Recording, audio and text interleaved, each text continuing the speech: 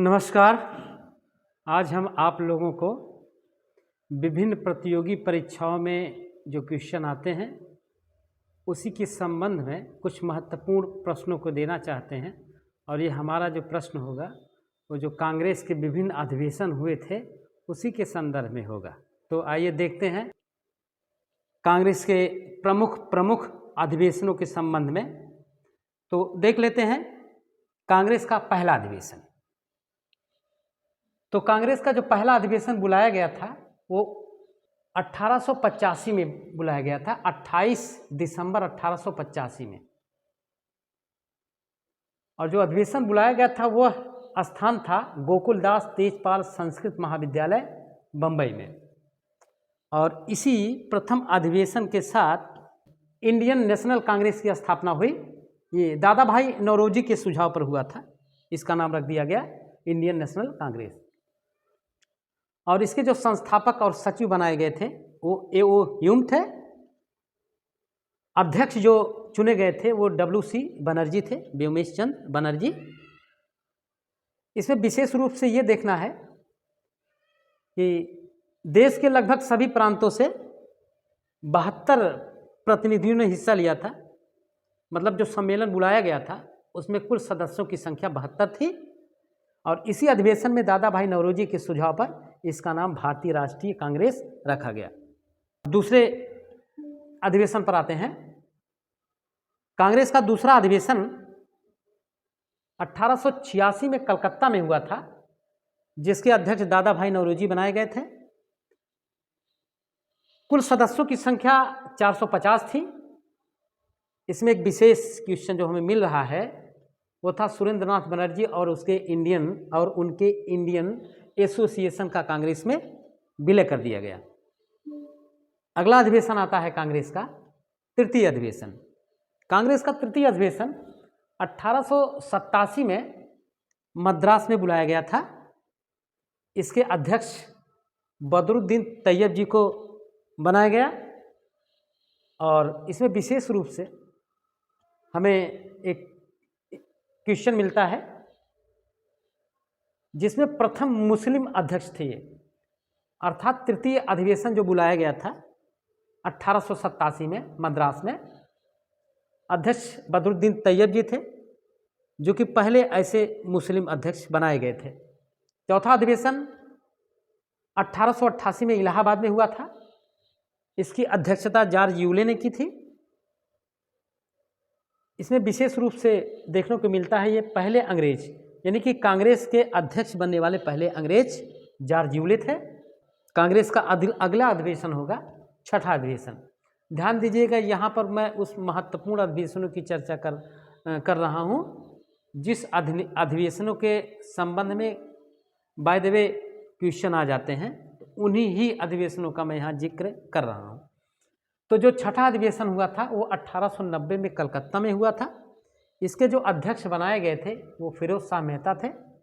और इसी अधिवेशन में कलकत्ता विश्वविद्यालय की प्रथम महिला स्नातक कादम्बिनी गांगुली ने कांग्रेस के अधिवेशन को संबोधित किया था। कांग्रेस का अगला अधिवेशन जो आता है वो 12वां अधिवेशन, ये भी मायने रखता है। कांग्रेस का 12वां अधिवेशन 1896 में कलकत्ता में हुआ था। इसके अध्यक्ष रहमतुल्लाह सयानी को बनाया गया था। इस अधिवेशन की एक खास विशेषता सामने आती है। इस अधिवेशन में पहली बार बंकिम चंद्र चटर्जी द्वारा रचित वंदे मातरम गीत को गाया गया था।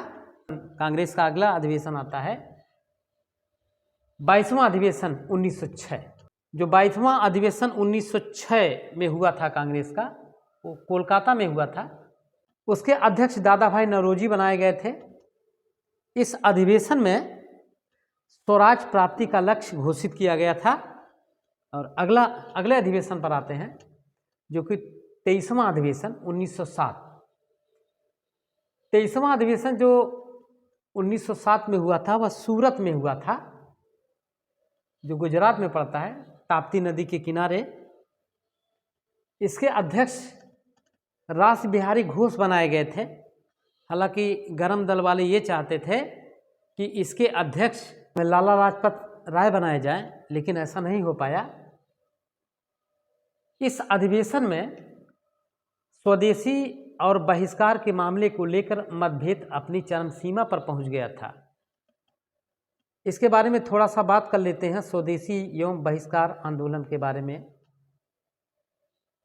1905 में जब बंगाल का विभाजन हुआ था तो उसमें स्वदेशी अपनाओ और विदेशी वस्तुओं के बहिष्कार की बात कही गई थी। नरम दल वाले ये चाहते थे कि चूंकि बंगाल का विभाजन हुआ है इसलिए ये आंदोलन स्वदेशी और बहिष्कार बंगाल में ही चलाया जाए, लेकिन गरम दल वालों का ये कहना था कि इस आंदोलन को, जो स्वदेशी और बहिष्कार आंदोलन है, इसको सिर्फ बंगाल में ना चला करके पूरे देश में चलाया जाए। कई मुद्दों पर विवाद हुआ और ये विवाद अपनी चरम सीमा पर पहुंच गया। जमकर एक दूसरे के ऊपर कांग्रेस कार्यकर्ता आरोप प्रत्यारोप करना शुरू कर दिए और जमकर हाथापाई जैसी अशोभनीय घटना घटित हुई और उस अधिवेशन में भगदड़ मच गई। मौके पर वहाँ पर पुलिस पहुँची और कुछ गरमपंथी नेताओं को गिरफ्तार कर लिया और उन्हें जेल भेज दिया। हालांकि यही अंग्रेज सरकार भी चाहती थी और ऐसा हुआ भी। इसके बाद कांग्रेस पर नरम दल का कब्जा हो गया। अगले अधिवेशन की बात करते हैं। कांग्रेस का जो 32वां अधिवेशन हुआ था वो अधिवेशन एक मायने रखता है। वो अधिवेशन 1916 में लखनऊ में हुआ था। इसके जो अध्यक्ष बनाए गए थे वो थे अंबिकाचरण मजूमदार थे। इसमें कई ऐतिहासिक घटनाएं दर्ज की गई।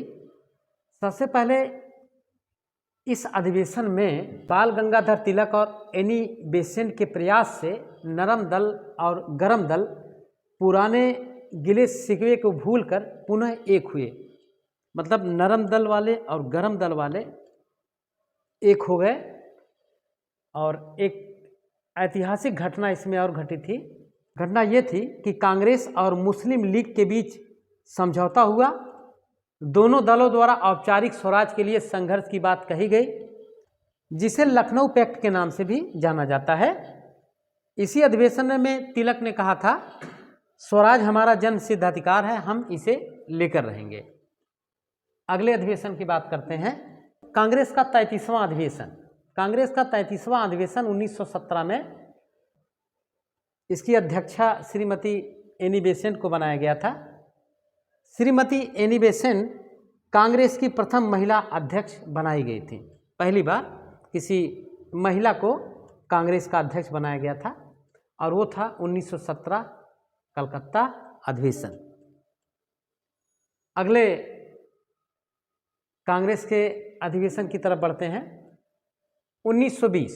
देखिए, ये 1920 में कांग्रेस का विशेष अधिवेशन कलकत्ता में बुलाया गया था। वार्षिक अधिवेशन नहीं था बल्कि एक विशेष अधिवेशन बुलाया गया था और इसके अध्यक्ष लाला लाजपत राय को बनाया गया था।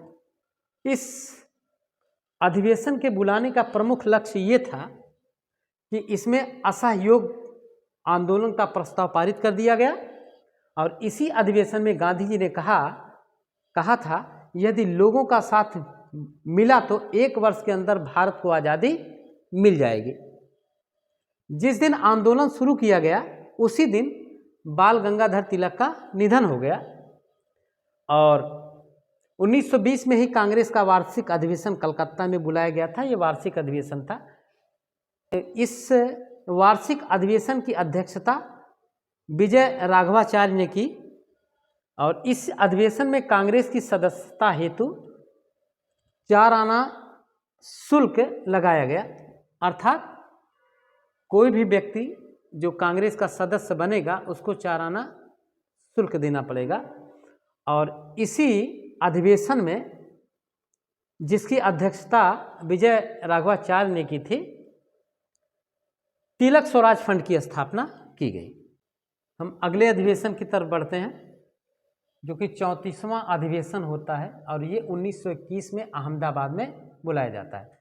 इसके अध्यक्ष हकीम अजमल खां बनाए जाते हैं और इस अधिवेशन की खास विशेषता ये होती है कि अहमदाबाद के कांग्रेस अधिवेशन में अध्यक्ष पद हेतु चित्तरंजन दास का चुनाव हुआ था, परंतु इनके जेल में होने के कारण कांग्रेस की अध्यक्षता हकीम अजमल खां ने की थी। फिर हम अगले अधिवेशन पर आते हैं। कांग्रेस का अगला अधिवेशन था 1924, जो कि बेलगांव कर्नाटक में हुआ था। इसके अध्यक्ष महात्मा गांधी बनाए गए थे। कांग्रेस का एकमात्र अधिवेशन जिसमें महात्मा गांधी कांग्रेस के अध्यक्ष बनाए गए थे। सिर्फ एक ही अधिवेशन में महात्मा गांधी कांग्रेस के अध्यक्ष बनाए गए थे, वो अधिवेशन था बेलगांव कर्नाटक। फिर पुनः कांग्रेस के अगले अधिवेशन पे आते हैं, 41वां अधिवेशन, जो 1925 में कानपुर में होता है।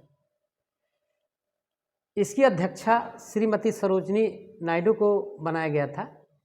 ये कांग्रेस की अध्यक्ष चुनी जाने वाली पहली भारतीय महिला थी। इसके बाद हम अगले अधिवेशन पर आते हैं। 42वां अधिवेशन जो कांग्रेस का होता है वो 1926 में बुलाया जाता है और ये स्थान होता है गुवाहाटी, असम।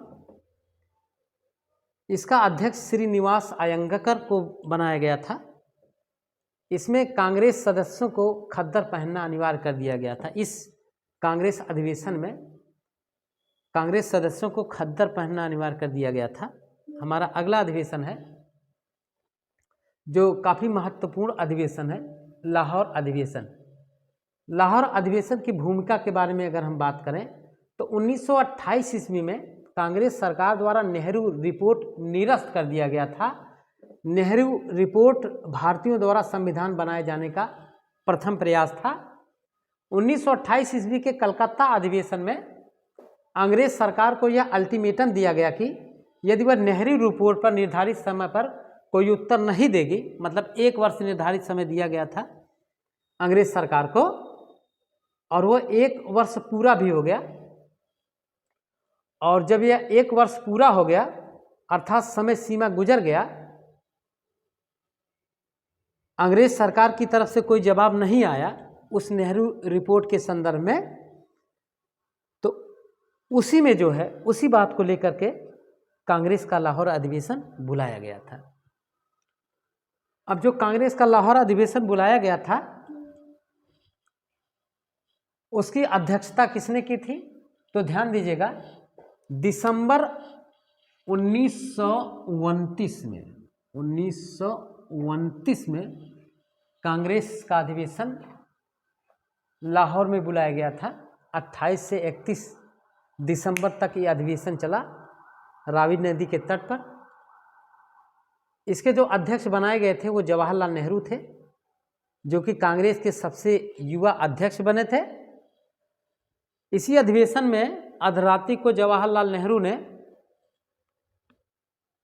स्वतंत्रता प्राप्ति के प्रतीक स्वरूप तिरंगा झंडा फहराया था। जवाहरलाल नेहरू द्वारा पूर्ण स्वराज का प्रस्ताव प्रस्तुत किया गया इसी अधिवेशन में। अब स्वराज शब्द का अर्थ डोमिनियन स्टेट से नहीं बल्कि पूर्ण स्वराज से माना गया। प्रत्येक वर्ष 26 जनवरी को स्वतंत्रता दिवस मनाने की घोषणा की गई इसी अधिवेशन में, लाहौर के अधिवेशन में। और कांग्रेस कार्य समिति को सविनय अवज्ञा आंदोलन आरंभ करने का कार्य सौंप दिया गया। उसके बाद हम अगले अधिवेशन पर बढ़ते हैं जो कि कांग्रेस का 46वां अधिवेशन था। 1931 लाहौर में बुलाया गया। इसके अध्यक्ष सरदार वल्लभ भाई पटेल बनाए गए थे। इसमें गांधी जी को विरोध स्वरूप लोगों ने काला झंडा दिखाया। कारण क्या था कि भगत सिंह, राजगुरु व सुखदेव के फांसी को रोकने के लिए गांधी जी ने कोई विशेष प्रयास नहीं किया। इसी वजह से जनता आक्रोश में थी और उनको काला झंडा दिखाया गया। इसी अधिवेशन में गांधी जी ने कहा था गांधी मर सकता है किंतु गांधीवाद जिंदा रहेगा। और इसी अधिवेशन में गांधी जी का द्वितीय गोलमेज सम्मेलन में भाग लेना तय हुआ। हम चलते हैं कांग्रेस के। कांग्रेस का 52वां अधिवेशन जो हुआ था 1938 में हरिपुरा में हुआ था। और इसके अध्यक्ष सुभाष चंद्र बोस बनाए गए। और उसके बाद जो 53वां अधिवेशन बुलाया जाता है वो 1939 में त्रिपुरी में बुलाया जाता है और अध्यक्ष जो है सुभाष चंद्र बोस बनाए जाते हैं। इस अधिवेशन में जो त्रिपुरी अधिवेशन बुलाया गया था, इसी अधिवेशन में गांधी जी ने अपने समर्थक पट्टाभी सीतारामैया को खड़ा किया था अध्यक्ष पद के लिए, लेकिन पट्टाभी सीतारामैया हार गए और सुभाष चंद्र बोस कांग्रेस के अध्यक्ष निर्वाचित हो गए।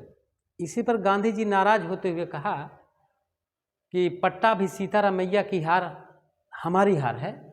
लेकिन सुभाष चंद्र बोस अध्यक्ष तो बना दिए गए, कांग्रेस कार्यकारिणी परिषद के जो सदस्य थे उनके निरंतर विरोध के कारण सुभाष चंद्र बोस ने कांग्रेस से इस्तीफा दे दिया। इस्तीफा देने के बाद डॉक्टर राजेंद्र प्रसाद को कांग्रेस का अध्यक्ष बनाया गया। अगले अधिवेशन पर आते हैं। 1940 से लेकर के 1945 तक लगातार 5 बार कांग्रेस के अध्यक्ष चुने जाने वाले व्यक्ति मौलाना अबुल कलाम आज़ाद बने।